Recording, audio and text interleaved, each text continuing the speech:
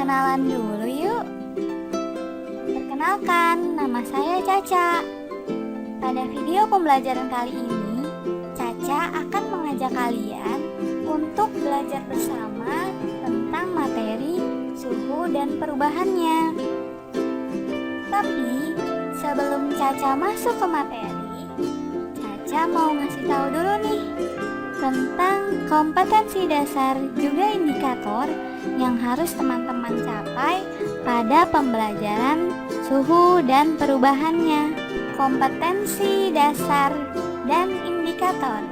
Kompetensi dasar pada materi suhu dan perubahannya yaitu 1. Menganalisis konsep suhu, pemuaian, kalor, perpindahan kalor, dan penerapannya dalam kehidupan sehari-hari, termasuk mekanisme menjaga kestabilan suhu tubuh pada manusia juga hewan. 2. Melakukan percobaan untuk menyelidiki pengaruh kalor terhadap suhu dan wujud benda serta perpindahan kalor. Sedangkan indikatornya adalah 1. Menjelaskan definisi suhu. 2. Menjelaskan berbagai jenis termometer. 3. Menentukan skala suhu dengan melakukan pengukuran suhu menggunakan termometer. 4. Menentukan skala pada termometer dengan cara membandingkan termometer tak berskala dengan termometer berskala. 5. Menjelaskan definisi pemuaian. Sebelum membahas lebih lanjut, tahukah kalian apa yang dimaksud dengan suhu? Suhu selalu dibicarakan dalam kehidupan sehari-hari. Pada bab ini, kamu akan mempelajari suhu, cara pengukurannya, serta akibat dari perubahannya. Lalu, bagaimanakah mengetahui suhu benda? Kita tahu bahwa indera perasa dapat merasakan panas dan dingin. Namun, apakah indera merupakan pengukur panas atau dingin yang handal? Untuk mengetahui apakah indera sebagai pengukur suhu yang handal, mari kita lakukan percobaan berikut. Langkah pertama, siapkan 3 buah ember yang masing-masing diisi dengan air hangat, air biasa, dan air es. Kemudian letakkan ketiga ember tersebut di atas lantai atau di atas meja. Setelah itu, celupkan tangan kananmu di ember yang berisi air hangat dan tangan kirimu di ember yang berisi air es. Rasakan tingkat panas air itu pada tanganmu. Setelah beberapa saat, segera celupkan kedua tanganmu ke ember yang berisi air biasa, lalu rasakan tingkat panas air itu pada tanganmu. Dari percobaan yang sudah dilakukan, bagaimana hasil penginderaan terhadap air biasa oleh tangan kanan dan tangan kirimu? Lalu, apakah menurut kalian indera perasa dapat digunakan sebagai pengukur suhu yang handal? Hasil kegiatan penyelidikanmu menunjukkan bahwa indera perasa memang dapat merasakan tingkat panas benda. Tetapi indera perasa bukanlah pengukur tingkat panas yang handal. Suhu benda yang diukur dengan indera perasa menghasilkan ukuran suhu yang kualitatif, sehingga tidak dapat digunakan sebagai acuan. Karena suhu harus diukur secara kuantitatif dengan alat ukur suhu yang kita sebut dengan termometer. Jenis-jenis termometer. Jenis pertama adalah termometer zat cair. Secara umum, benda-benda di alam akan memuai jika suhunya berubah. Kenyataan ini dimanfaatkan untuk membuat termometer dari zat cair. Untuk lebih jelasnya, perhatikan animasi berikut. Ini adalah termometer yang diisi dengan zat cair. Jadi, ketika suhunya meningkat, permukaan zat cair akan naik. Begitu juga sebaliknya. Jika suhunya turun atau rendah, maka permukaan zat cair juga akan turun. Pada umumnya, zat cair yang digunakan untuk mengisi termometer adalah air raksa dan alkohol jenis tertentu. Baik raksa maupun alkohol, masing-masing memiliki kelebihan dan kekurangannya. Untuk air raksa, memiliki keistimewaan yaitu warnanya yang mengkilap dan cepat bereaksi terhadap perubahan suhu. Namun, raksa sangat beracun, sehingga akan berbahaya jika termometernya pecah. Sedangkan untuk alkohol, biasanya harus diberi tambahan pewarna biru atau merah untuk membedakan suhunya jika sedang naik ataupun turun. Alkohol tidak seberbahaya dari air raksa sehingga lebih aman digunakan sebagai pengisi termometer. Berikut adalah beberapa contoh termometer yang menggunakan zat cair sebagai isi dari termometer. Contoh yang pertama adalah termometer laboratorium. Bentuknya panjang dengan skala dari -10 derajat Celcius sampai 110 derajat Celcius. Isinya dapat menggunakan air raksa maupun alkohol. Contoh yang kedua adalah termometer suhu badan. Termometer ini digunakan untuk mengukur suhu badan manusia. Skala yang ditulis antara 35 derajat Celcius dan 42 derajat Celcius. Pipa di bagian bawah dekat labu atau reservoir dibuat sempit sehingga pengukuran lebih teliti akibat raksa tidak segera turun ke labu atau reservoir. Jenis termometer yang kedua adalah termometer bimetal. Untuk lebih jelas, perhatikan dua logam yang jenisnya berbeda dan diletakkan menjadi satu. Jika suhunya berubah, bimetal akan melengkung. Mengapa? Karena logam yang satu memuai lebih panjang dibanding yang lain. Hal ini dimanfaatkan untuk membuat termometer.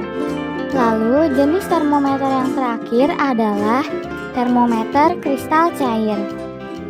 Terdapat kristal cair yang warnanya dapat berubah jika suhunya berubah. Kristal ini dikemas dalam plastik tipis untuk mengukur suhu tubuh, suhu akuarium, dan sebagainya. Kakak, aku mau tanya dong, kenapa beruang kutub bulunya tebal banget sih? Emang dia nggak kegerahan ya, Kak? Jadi gini, Ca, beruang kutub itu bulunya tebal karena dia hidup di daerah yang dingin. Nah, bulu yang tebal itu berfungsi untuk menjaga suhu tubuhnya agar tetap hangat. Tidak hanya beruang kutub saja, tapi beberapa binatang lainnya yang hidup di daerah dingin juga sama seperti beruang kutub. Mereka memiliki bulu yang tebal. Begitu juga sebaliknya. Beberapa binatang yang hidup di daerah panas atau gurun memiliki bulu yang sedikit dibandingkan dengan binatang yang hidup di daerah dingin. Atau contoh lain, seperti unta, dia memiliki punuk yang besar yang berfungsi untuk menyimpan air sehingga tahan untuk tidak minum selama berhari-hari dan menjaga agar suhu tubuhnya tidak panas. Oh, jadi begitu ya, Kak. Berarti unta hebat dong ya, bisa tahan selama berhari-hari nggak minum. Iya, Dek. Nanti kalau kamu mau lebih tahu lagi tentang binatang-binatang yang hidup di daerah dingin dan panas, kamu kakak ajak ke kebun binatang deh. Nanti kakak kasih tahu di sana, oke? Oke, Kak. Skala suhu. Sebelum kita mempelajari perbedaan antara skala suhu yang satu dengan yang lainnya, sebelumnya Caca mau bertanya, kalian tahu nggak ada berapa skala suhu? Ya, benar sekali. Jadi, skala suhu yang diketahui ada 4. Yang pertama Celcius, yang kedua Fahrenheit, yang ketiga Reaumur, yang keempat Kelvin. Kelvin merupakan skala suhu dalam Satuan Internasional atau SI. Skala suhu pada Kelvin memiliki perbedaan dari yang lainnya karena menggunakan nol mutlak, tidak menggunakan derajat. Untuk Celcius memiliki titik tetap bawah atau titik terendahnya yaitu 0 derajat, sedangkan titik tertingginya adalah 100 derajat. Kemudian untuk Fahrenheit memiliki titik rendah 32 derajat dan titik tertingginya adalah 212 derajat. Untuk Reaumur memiliki batas terendah 0 derajat dan batas tertingginya adalah 80 derajat. Sedangkan yang terakhir untuk Kelvin memiliki titik tetap bawah yaitu 273 dan titik tetap atasnya adalah 373. Jadi, jika kita menggunakan perbandingan dengan matematika pada skala suhu antara Celcius berbanding Reaumur berbanding Fahrenheit dan berbanding Kelvin secara berturut-turut adalah 100 berbanding 80 berbanding 180 berbanding 100, atau bisa diperkecil menjadi 5 banding 4 berbanding 9 dan berbanding 5. Berikut adalah rumus yang dapat kalian gunakan untuk mengkonversi skala suhu. Jangan lupa diingat dan dicatat ya.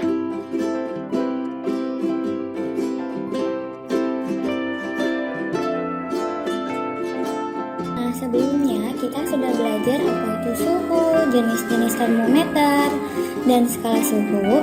Sekarang kita latihan soal yuk.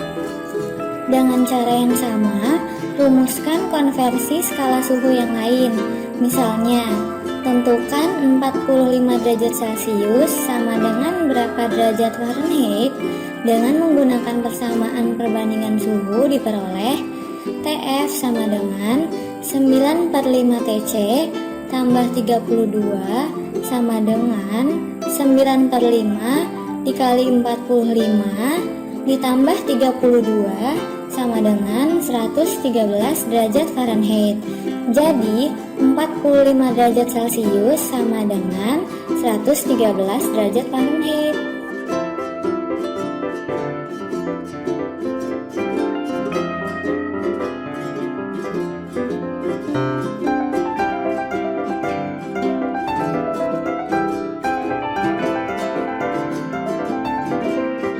Halo teman-teman, masih ingat dengan saya kan?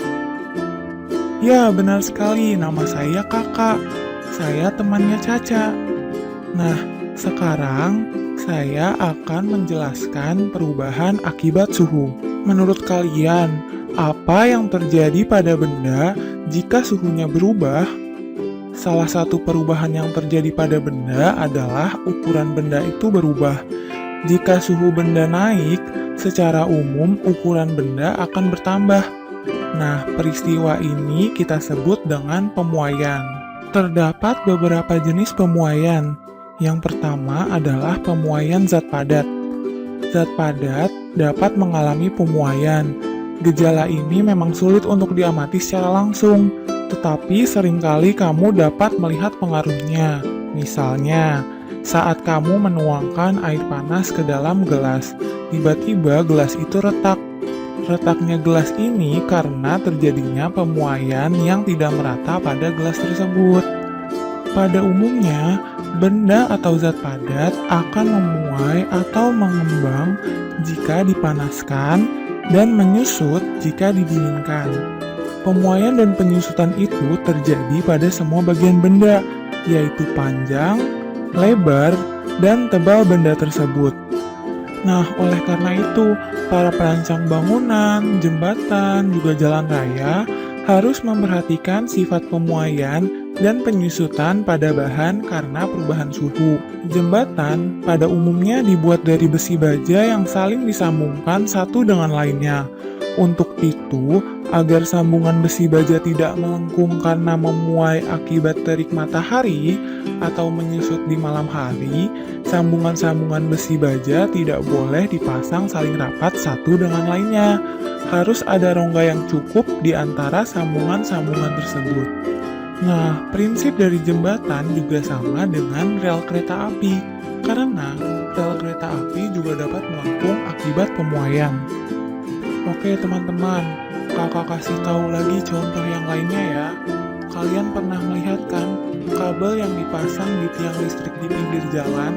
Kabel tersebut tidak pernah dipasang secara tegang karena ketika terik matahari, kabel tersebut akan memuai. Seperti gambar berikut. Ketika malam hari, kabel tersebut akan menyusut. Jadi, itulah alasannya kenapa kabel listrik tidak pernah dipasang secara tegang atau lurus.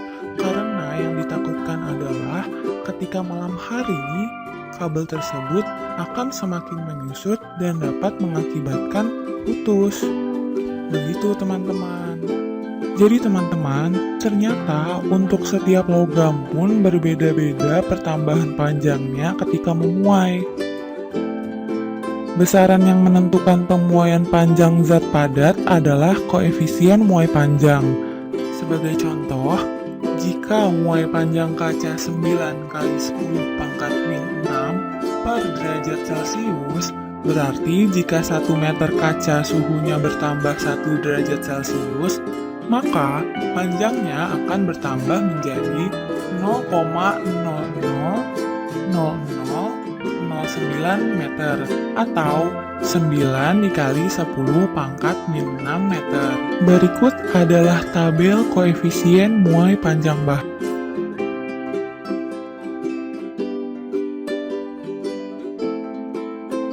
Berikut adalah rumus untuk mencari koefisien muai panjang dan panjang benda setelah pemuaian.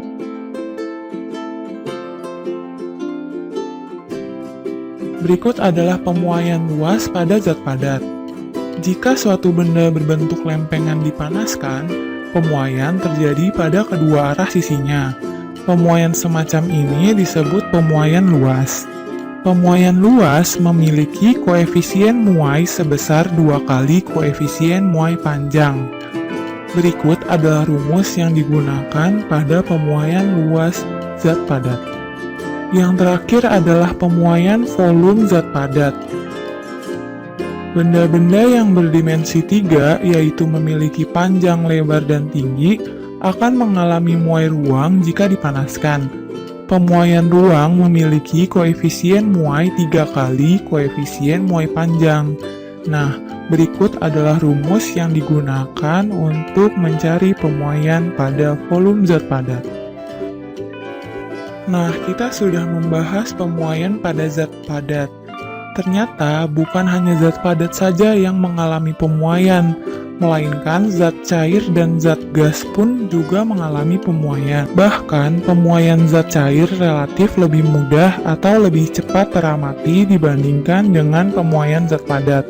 Gas juga memuai jika dipanaskan.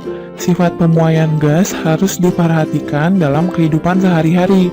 Misalnya, ketika memompa ban sepeda, jangan terlalu keras. Seharusnya sesuai dengan ukuran. Karena gas-gas yang terdapat pada ban sepeda juga dapat memuai ketika panas dan dingin. Oke teman-teman, karena materi pada perubahan akibat suhu sudah selesai, sekarang mari kita uji kemampuan kalian. Kerjakan soal-soal berikut ya, kemudian kumpulkan pada gurumu.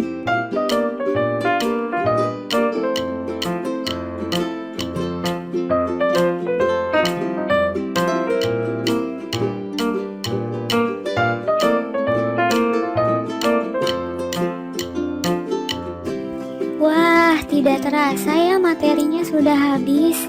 Bagaimana teman-teman? Belajar sungguh mengasyikan kan?